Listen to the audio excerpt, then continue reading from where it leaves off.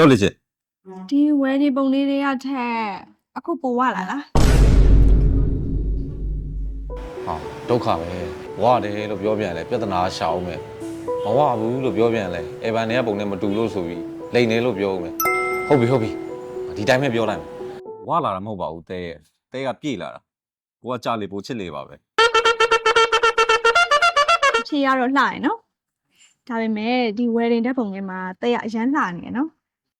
ဩအဲ့ဒါကတော့တဲရဲ့ main story ကိုကနေပြီးစေတနာပါဝါနဲ့ရိုက်ကူးပေးထားတဲ့ပုံတွေမို့လို့လေ ဟုတ်တယ်နော် main story ကအတွေ့အကြုံရှိတဲ့လူတွေလည်းများတယ်ရိုက်ကူးရေးမှာလည်းစိတ်ရှိတယ်